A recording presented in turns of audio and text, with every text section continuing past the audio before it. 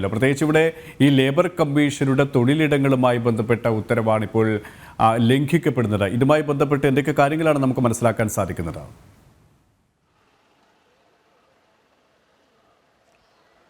K P. സംസ്ഥാനത്ത് നമുക്കറിയാം, കഴിഞ്ഞ ദിവസവും ഏറ്റവും കൂടുതൽ ചൂട് മുന്നറിയിപ്പുകൾ വന്നിട്ടുള്ളത്. ഏതാണ്ട് 37 ഡിഗ്രി സെൽഷ്യസ് വരെയാണ് ചൂട് കൂടുതൽ നിൽക്കുന്നത്. രാവിലെ തന്നെ 33 ഡിഗ്രി സെൽഷ്യസിലാണ് ചൂടിൻ്റെ ഒരു ഇൻക്രീസിങ് റേറ്റ് എന്ന് പറയുന്നത്, അല്ലെങ്കിൽ കൂടുന്ന അല്ലെങ്കിൽ ഉയർന്ന താപനില അല്ലെങ്കിൽ കൂടി വരുന്ന താപനില എന്ന് പറയുന്നത്.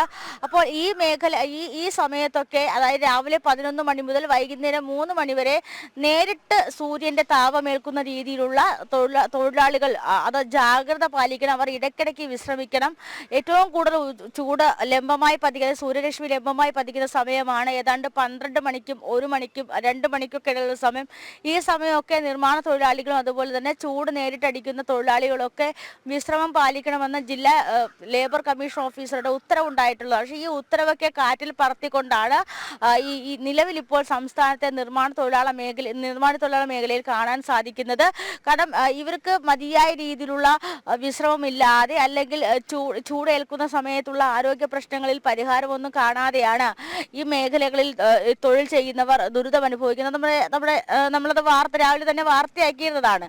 അപ്പോൾ ഈ ഇടയ്ക്കിടയ്ക്ക് ഉണ്ടാകുന്ന ഇത്തരത്തിൽ ചൂട് വർദ്ധിക്കുന്ന സാഹചര്യത്തിൽ ഈ നിർമ്മാണ തൊഴിലാളികൾ ഉൾപ്പെടെയുള്ള ആളുകൾ ജാഗ്രത പാലിക്കണമെന്നും, സൂര്യതാപം ഏൽക്കുകയാണെങ്കിൽ, സൂര്യാഘാതം ഏൽക്കുകയാണെങ്കിൽ അടിയന്തര ചികിത്സാ സഹായം ഉറപ്പാക്കണം. അതുപോലെ തന്നെ സ്കൂളുകളെ സംബന്ധിച്ചിടത്തോളം അസംബ്ലി സമയങ്ങളിൽ മാറ്റമുണ്ടാകണം, വാട്ടർ ബെൽ സംവിധാനങ്ങൾ കൊണ്ടുവരണം. അപ്പോൾ അത്തരത്തിലുള്ള ഈ പ്രഖ്യാപനങ്ങളും നടപടികളും ഒക്കെ പേപ്പറുകളിൽ അല്ലെങ്കിൽ ഫയലുകളിൽ മാത്രം ഒതുങ്ങുന്ന ഒരു കാഴ്ചയാണ് നമുക്ക് കാണാൻ സാധിക്കും. നമ്മൾ നേരത്തെ സൂചിപ്പിച്ചത് തന്നെ ഈ വിനോദസഞ്ചാര മേഖലയിൽ നേരത്തെ സൂചിപ്പിച്ചതുപോലത്തെ അനാസ്ഥയാണ് ഇവിടെ നടക്കുന്നത്. മനുഷ്യന്റെ ജീവനും അല്ലെങ്കിൽ മനുഷ്യന്റെ ആരോഗ്യത്തിനൊക്കെ പുല്ലുവില നൽകിക്കൊണ്ടുള്ള നിലപാടുകളിലേക്കാണ് സർക്കാരും സർക്കാർ സംവിധാനങ്ങളൊക്കെ നീങ്ങുന്നതെന്ന് വേണമെങ്കിൽ പറയാൻ സാധിക്കും.